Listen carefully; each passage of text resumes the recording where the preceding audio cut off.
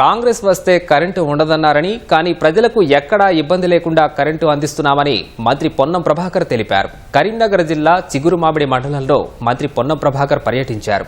Indiramma model house ను ప్రారంభించి లబ్ధిదారులకు కొత్త రేషన్ కార్డులు, కళ్యాణలక్ష్మి చెక్కులు, స్టీల్ బ్యాంక్, కాటమయ్య రక్షక కవచాలను పంపిణీ చేశారు. గత 10 సంవత్సరాలుగా ఒక్క రేషన్ కార్డు ఇవ్వలేదని, కొత్తగా పుట్టిన వారు, పెళ్లైన వారికి కూడా ఇవ్వలేదన్నారు. ప్రజాపాలన ప్రభుత్వంలో రాజకీయాలకు అతీతంగా రేషన్ కార్డులు దరఖాస్తు చేసుకున్న అర్హులందరికీ రేషన్ కార్డులు ఇస్తున్నామన్నారు. పర్యావరణాన్ని కాపాడుకోవడానికి, మన ఆరోగ్యాలను కాపాడుకోవడానికి స్టీల్ సామాగ్రి వాడాలని మంత్రి సూచించారు.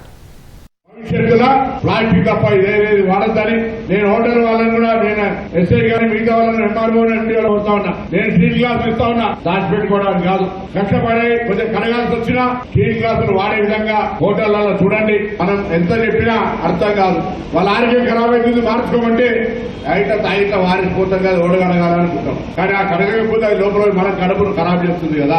అందుకే దయచేసి స్టీల్ గ్లాస్ వాడండి. దాని తర్వాత వర్షాలు మంచిగా పడతా ఉన్నాయి.